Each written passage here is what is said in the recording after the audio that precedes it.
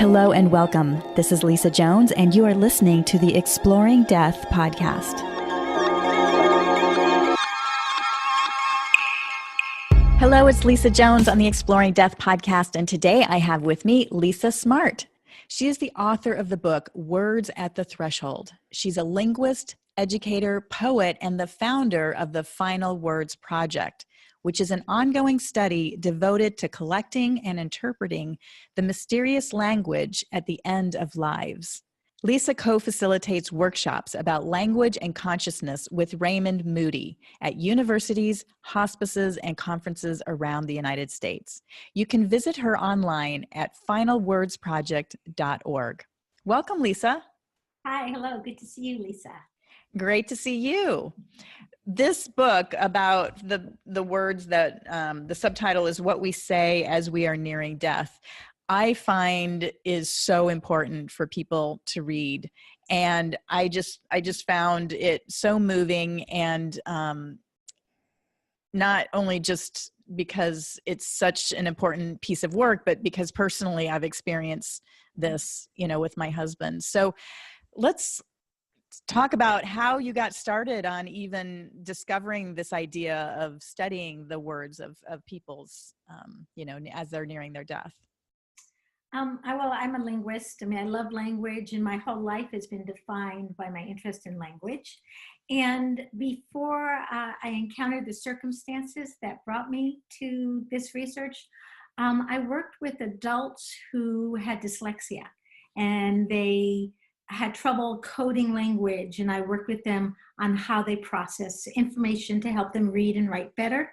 So I've always been really intrigued with how the mind works and how language reflects what's going on inside. I was very happy living in Napa, California. I had a great job. Things were just going along. I was 53. And then one morning I got a call from my mother that my father very unexpectedly the night before walked out the front door of the house at midnight with his underwear on. This was not a characteristic action of my PhD psychologist father. And he walked down a busy street in Berkeley, California, where I'm from originally. And that was the first night of what was to be the 3-week period of his dying. And what had happened, he got a very, very severe infection from being over-radiated for very sort of routine prostate cancer. He would have been fine, but somewhere there was a screw up and he was over-radiated, which led to this really serious infection.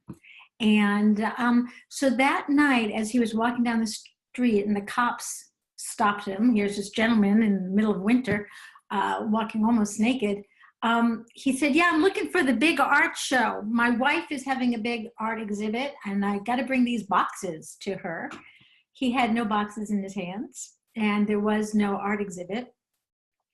But my mom is an artist, and for 50 plus years, he did bring boxes to many of her art openings, and it was something very much a part of who they were together.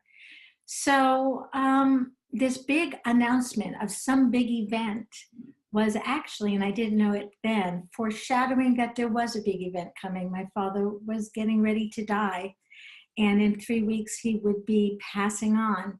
And I came to discover now that an announcement of some kind of big event coming is actually not that untypical. It happens frequently when people are dying. So anyway, a series of things happened during those 3 weeks. And among them is my father, who is a complete skeptic, began to talk about angels in the room, which completely blew me away. And 3 days before he died, he announced that the angels say only 3 days left, only 3 days left, enough. And indeed, 3 days later, he passed on very peacefully and gracefully. And so as he was dying, between that first example of the big exhibit that I mentioned to those words about angels, lots of other words and fascinating language appeared. And being trained as a linguist, it was in my DNA almost to write down everything I hear when it baffles me or in a strange and unusual situation. And in a way, my father's dying, it was like being in a foreign country. It was a place I didn't know well. I hadn't been at the bedside of someone before in this way. Or it was such intensity as I was with my father. And it was like being a linguist in a foreign land. And so I wrote down everything I heard that baffled me and intrigued me. And at the end of that time, I had lots of sentences and even more questions about what I had witnessed. And I walked up the street, literally, a few weeks after my dad died, to UC Berkeley, where I went to school and studied linguistics. And I had just assumed there was going to be lots of journal articles about the fascinating language of people as they die. And what I found is while there's tons of material about acquisition, about how we learn language, how toddlers and infants process language, there was really nothing about what happens to language as people die. And that was 2012, and I went on this mission. I left a very secure job in a beautiful place in Napa, and I knew I had to do this work. And I landed up meeting Raymond Moody, moving to Georgia so I could be close to him. My husband, I bless my husband, our kids were old enough and grown, and my dear husband, we got rid of everything, got into our black Mustang, traveled, that's all we had, traveled across the United States and moved to Georgia so I could work with Raymond. Wow. And one of the crazy things is Raymond, my husband was from Georgia. He was born here, so he was delighted to come back home. And it turns out that Raymond and my husband went to the same elementary school. We just found this out about 8 months ago. Can you believe how crazy life is? My goodness. I love it. I mean, every day is, life is amazing to me. But so we moved to Georgia, and my husband and Raymond Moody had these overlaps. And here I am, many years later, having done this work, 2,000 utterances later. It's been an incredible journey. Wow. That story, my whole body has been chilling throughout the story with just all the synchronicities and the language of your father, just like you said, the announcement, this big event that's coming. I mean, it just puts a lump in my throat to think that, people can know unconsciously what's going to happen, and they actually utter the words. And what it made me think of, I had a very dear friend who he was young. He was, I think, not even 30 yet. And 6 months before he died, which was in a tragic fire, which he should not have been where he was when it happened. I mean, the whole thing was so unbelievable. But about 6 months before he died, he had a terrible dream, and he woke up and called his mother at about 2:00 in the morning and just said, "Mom, oh my God, I was in this horrible dream, and you and Dad and my sister had all died, and I was left alone." And, and he was shook, like shaken to his core. Well, then a couple weeks later, as he was leaving Florida, he was coming back up to Connecticut to work, and he was saying goodbye to his roommate. And when he gave him a hug goodbye, he burst into tears and said, "Man, I feel like I'm never going to see you again." And then, I'm trying to think if there was one or two others, but then what happened was he ended up going to a party on Memorial Weekend.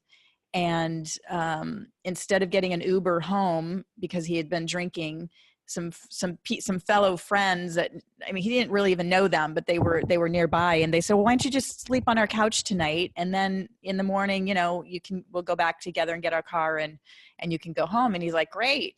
So he went and slept on their couch. Well, the neighbors downstairs were smoking outside and threw their cigarettes out, and it started a fire inside the wood between the siding and the house. And so all of a sudden the upstairs just got filled with smoke.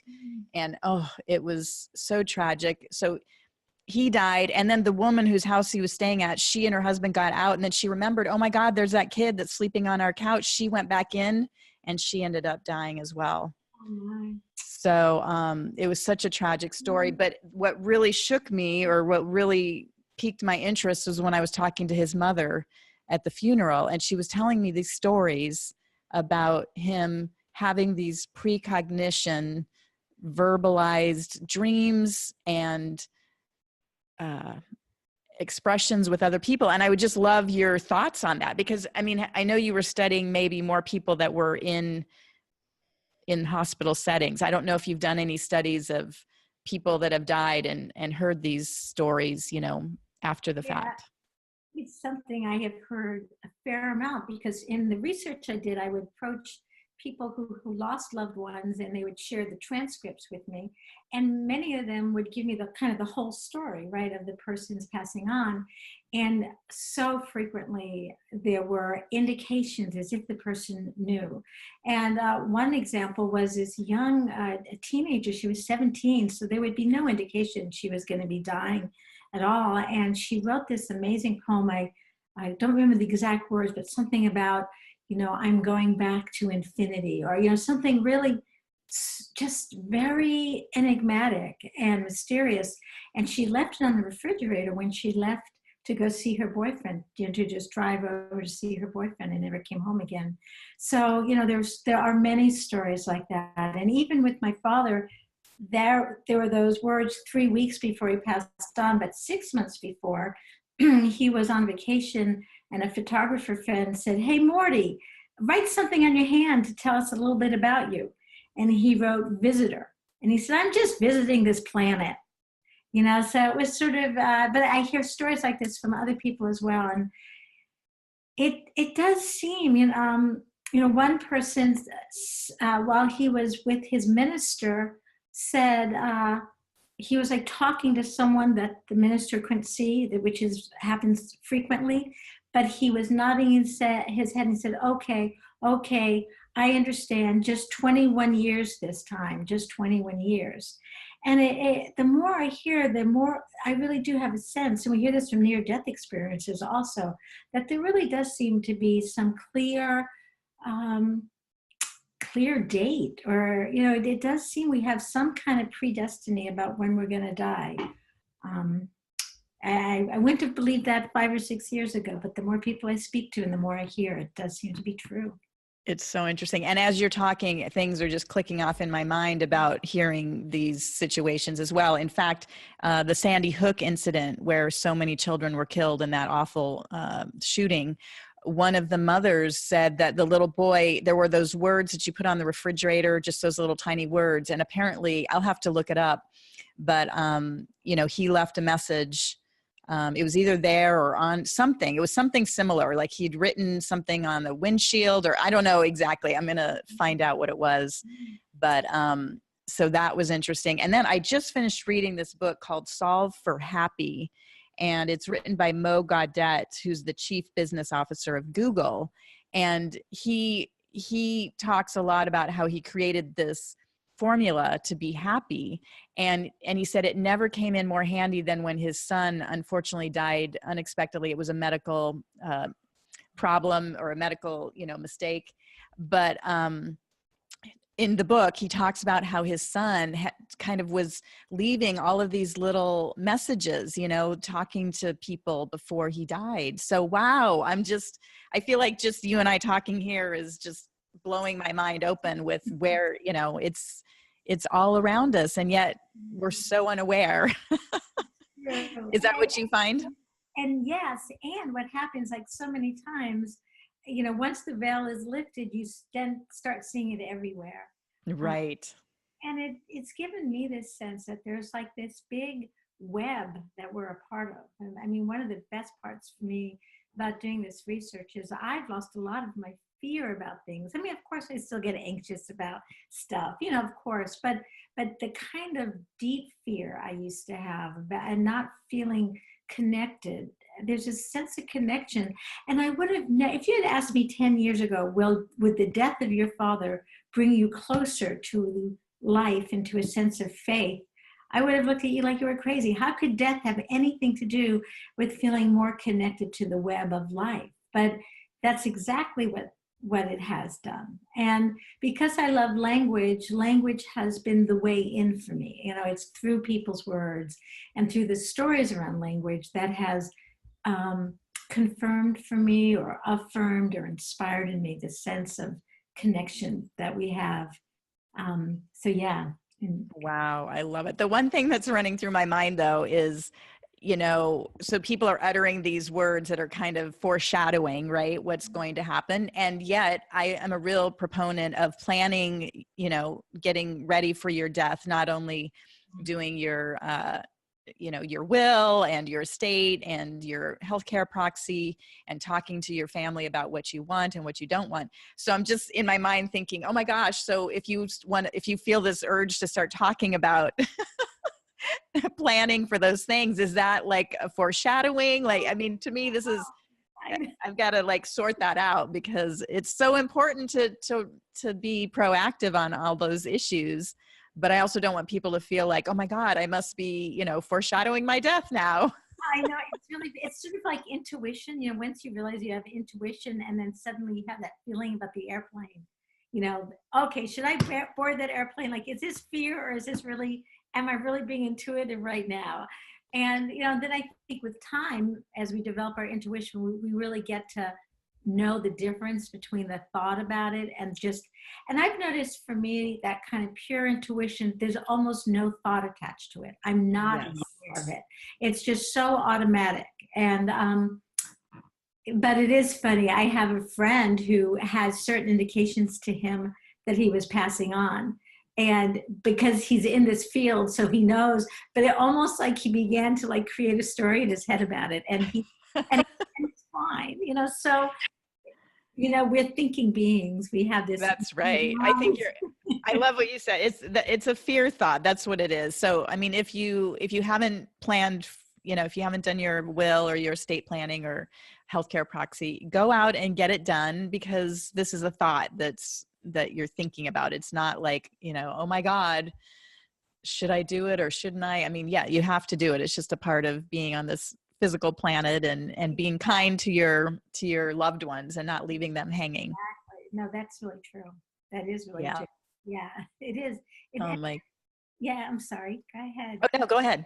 No, but then it frees you up to, when you take care of the thoughts and the things that require planning, then you're free to be really open to just the heartfelt and more intuitive aspects of, living and dying. I mean, right. I would have never thought that living and dying would have been done in the same breath, for me, but they are now, which right. Especially since I'm getting a little closer. Well, that's right. That's right. And I love that. I've recently started saying that, life and death are just the two opposite sides of the same coin. And that the more you can embrace death, the more fully you can live, because it's that fear that keeps us staying too scared maybe to really expand and be our full selves while we're here. So it's been such an interesting journey. And I say too, I mean, the best thing that ever happened to me was my husband dying, which is like, how could anyone say that? Right. And yet I just, it woke me up to life. It really, really did, in ways that I had no idea. I mean, 15 years ago when he died, I was an accountant, just pushing numbers around on pieces of paper and just thinking that this is it, white picket fence, 2 kids, a dog, living in the country, and all is well. And then suddenly everything changed. And so it's been such an amazing journey. It's true. Yeah. I'm sorry. Well, I was going to say, I'm just curious. You had mentioned your father was a vocal skeptic about the afterlife. So, he was very New York, like, this guy had a cigar. He loved to go to the racetrack, very salt of the earth, even though he was the first in his family to be highly educated. So he did have a PhD, but he was the first. And his roots were very, just really grounded. Like, his idea of the afterlife was 6 foot under, you want to see me, look at, so That's partly what was so startling to me. I mean, if it was someone who was really, I grew up in Berkeley and there was a lot of woo-woo in Berkeley. And if it was another woo-woo person talking about angels, I may not have been so struck by what I saw, but it was my father. And I had always been spiritually inclined, but not at all like I am now. It's like it all seemed nice to me. Yeah, but it wasn't the same as embodying it. So I would talk about maybe angels once in a while, and he would roll his eyes like, yeah, you and your angels. And then about 10 days before he passed, he was sleeping and he woke up and he looked up, as I hear is pretty common. He looked up at the ceiling and his eyes were tracking, and he looked at me and said, Lisa, you were right about the angels. And whoa, that was a moment I had never expected. Right. My father. And then, what was amazing to me was just to watch. He was someone who was very afraid of dying. He was one of those people who went through life just afraid of dying a lot. And it was amazing to watch his process as he was passing on. It was a huge gift. And, I'm not trying to sugarcoat the dying experience, because it can be really hard and it can be for everyone involved. But it was really graceful in so many ways. I was just really struck. And he seemed so in tune with what was going on spiritually around him, and that may have been what gave him peace. And he was seeing, and this has turned out to be common as I've done research, but he was seeing landscapes on the walls. He was seeing mountains and trees, and he called it the green dimension. And so, he went into this very much altered state, and he did what I've seen other people in the research do. He would move between two realms. So he would maybe say, could you get me some orange juice, honey? I'm thirsty. But then turn around and talk about, interim spaces of poems or something else that was very enigmatic. So, and one of the things I learned is one of the differences between hallucinations that are associated with medications, because yes, meds do, cause hallucinations and things, and the visions, is that the visions, people can move kind of back and forth between dual realities. So in the transcripts that I've collected, there are instances where someone might be talking to their dead relative. In one case, for example, a mother's talking to the husband who had passed away. Oh, Earl, and in conversation, and then turning to her daughter, oh my God, Earl's here, and being able to negotiate between the two realms. Now, it's not everyone can do that, right? Not everyone, people in very different states as they're dying, but you do see this kind of, with some people, this amazing, remarkable ability to go between two worlds that isn't the case when you're just hallucinating on meds, right? You don't have lucidity. Wow. And you know what I like about that too, is I think the more educated that people become about these final words, it's so supportive of the person dying not to be told, you don't know what you're talking about, or it's not, Earl's not here, or, something like that. Because I know a lot of times also with dementia patients, that are talking so, quote unquote nonsense, as you talk about in your book. It's not nonsense. They're in a different realm. They're in a different headspace. And so to try to tell them, it's not, if it's July, and they're saying it's Christmas time, to kind of almost berate them into saying, no, it's not Christmas. It's July. It's like, no, just let that go and just let it unfold. Right. I mean, I'm curious what your thoughts are about that. Exactly. I agree with you completely. And, when the skeptic in me is talking to me, which is always that little skeptic on my own shoulder, right? And says, oh, well, maybe there is no such thing as another dimension, but people are just imagining things. Let's just say that that's true. Well, what harm is there in entering into the other person's reality? Because doors are going to open for both of you, and there'll be rapport. Look at our kids, right? If our kids come and tell us there's a big white rabbit, hopefully, if we're, good parents, we're not going to say, "You crazy little kid." I mean, maybe a little bit, but you're also going to say, "Tell me about that rabbit. I want to know about that rabbit," right? Because we know that that's going to expand their ability to think and imagine and to have their worldview validated. And might be that there is a darn rabbit there for all we know. I mean, we don't know. I don't know. I certainly don't know. But, and two hospice nurses, Maggie Callanan and Patricia Kelly, wrote Final Gifts, and they really cleared the way. I mean, in terms of the metaphor, the discussion of metaphor, all I found was I validated what they had found, because they already written a book that was just absolutely beautiful about the metaphor. You just read my mind. I was just going to bring up Final Gifts. That was probably the most pivotal book I read as my husband was going through the dying process, and it helped me so much understand. And in fact, I'd like to share with you the final words of my husband, which let's see. So as Ian sat on the plastic shower chair, he suddenly became coherent. I'm ready to know the time frame. I must know the time frame in order to assess my supply load. Wow. And I said, I wasn't sure, but I thought I understood. He had told the doctor on Wednesday that he couldn't bear to hear how much time he had left, but would ask if and when he needed that information. That time seemed to be right now. And then I told him the doctor thought it would be within the week. And he responded, that sounds doable. That sounds doable. But then he went on to say, who are all those people downstairs?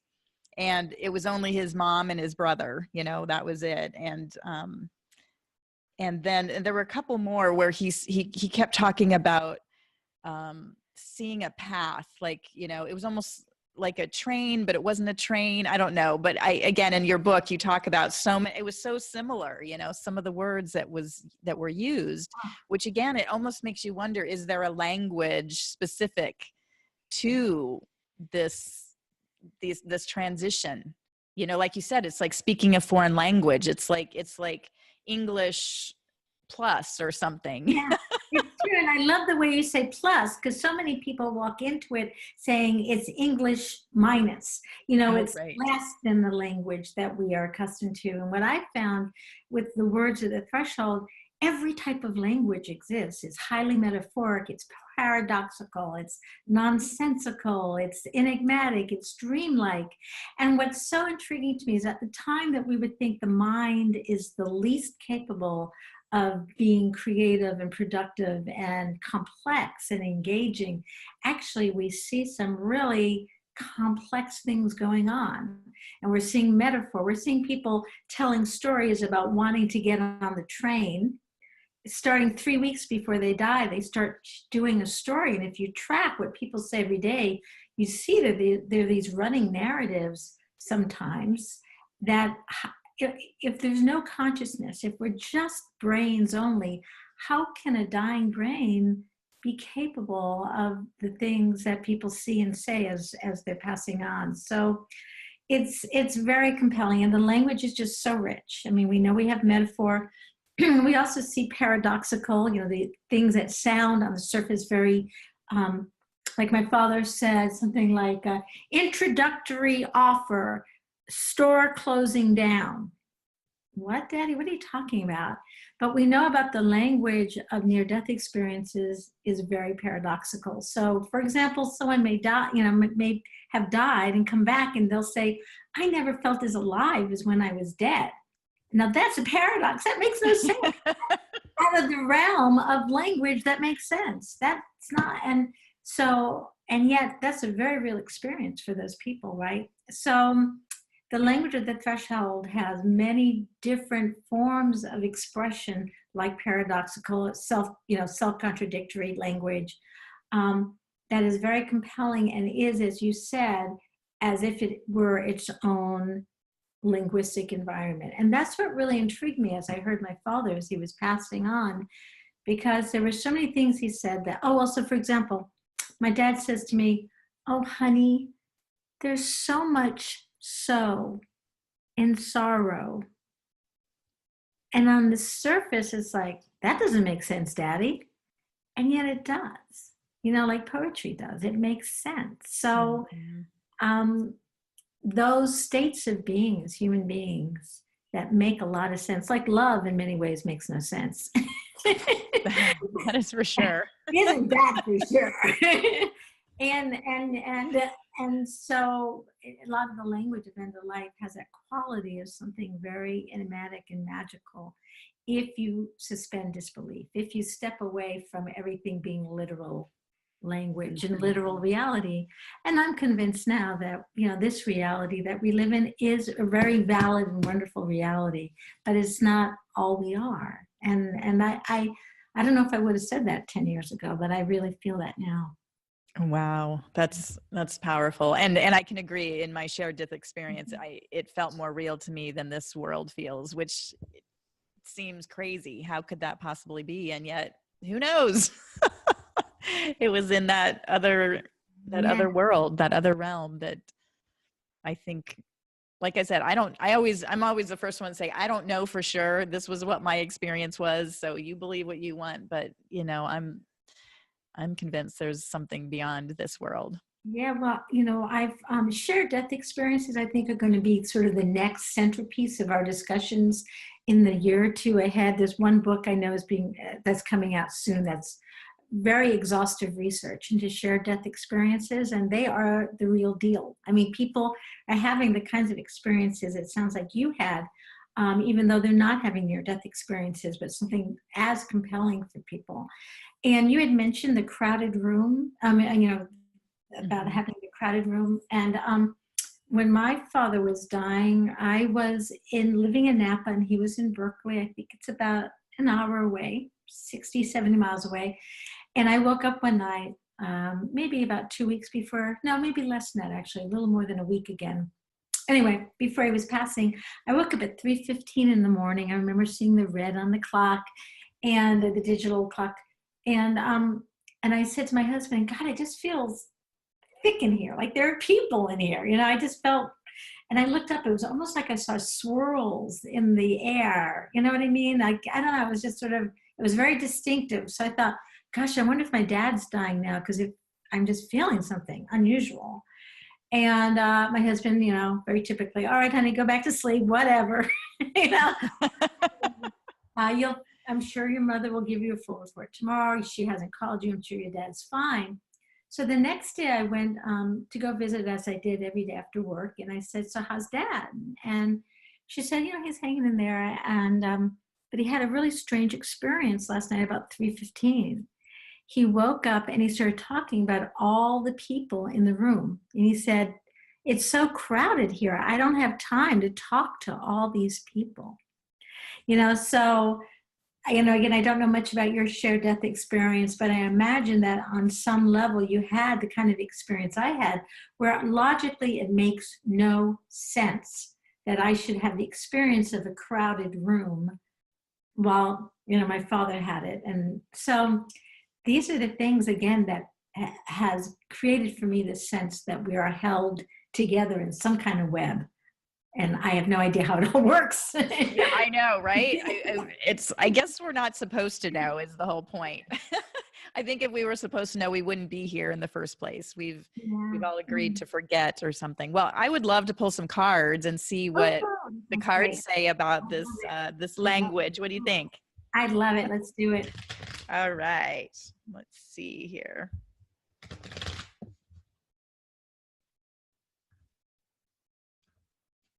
Okay, so the first card is always the blockage card. I love it. Faith. I'm getting that's the blockage card because, you know, most of us, or the majority maybe, don't necessarily believe or have faith that this is true, that there's this amazing language that takes place, you know, just before we die. And I feel like, I mean, for me, it's like just another beautiful layer of the whole exploring death process, you know, and I'm a hospice volunteer. And so I sit by the bedside of dying patients. And now I'm like, I can't wait to go and start recording their words and really, really listening and seeing. It's just, to me, it's another view of seeing death as it's starting to come forth. So, so anyway, the blockage card is the faith. And so the action card is radiance, which I love. And there's just a heart in the center of a lighthouse that's just pouring out. And I feel like that's what it is, that as people are on their death process, this light just radiates, and it's not even necessarily in their control. You know, that's what I'm getting. I mean, for example, my friend Michael, who died suddenly in that fire, his soul was just pouring out of him, his love for the people around him, and expressing, you know, to people, because somehow he knew, somehow there was this intuitive knowing, you know, and it's beyond comprehension. It's not something that we can understand. And then, I love it. The outcome card is opening, which is a beautiful giant heart. And I think that's what this is. I think understanding and learning more, and, you know, reading your book was certainly an opening for me. And I think for anyone that wants to understand better the process of dying, and what the next steps are, and what comes, you know, what's kind of happening. It's a puzzle. I mean, like you said, it's because it's paradoxical and nonsense. You might not even be able to make sense of it until after the fact, you know? Exactly. I've heard that from people. Right. It's very much true. And, you know, it's sort of the language of the heart. You know, what is, right. It's, you know, the language of the heart is not always clear and literal. It's nuanced and complex and mysterious. And so it's great that last. I was just going to say that last card is a giant pink heart, and the language of the heart. That's exactly the outcome. Very much card. Wow. Well, is there anything else, Lisa, that comes to mind that you would like our listeners to hear today about? Well, I think if anyone's bedside, just to assume that what they're hearing is sacred, and to hold it in that way, and to write it down if they feel comfortable doing so. And I just know that this whole journey for me has opened up so much, not only about language, but just about love and about connection and about death and dying. So I would just invite people to assume it's a sacred place, and assume that the language is sacred. And I think that's the main thing I would want to leave people with. Wonderful. Well, thank you so much, Lisa. This has been such a delight chatting with you, and your work is so important, and what a groundbreaking, amazing pioneer you've been in this journey. Thanks so much, Lisa. Be well. Thank you for listening to the Exploring Death podcast. This podcast is for entertainment purposes only. Before you make any financial or legal decisions, consult a professional. This show is copyrighted by Exploring Death. Written permission must be granted before syndication or rebroadcasting.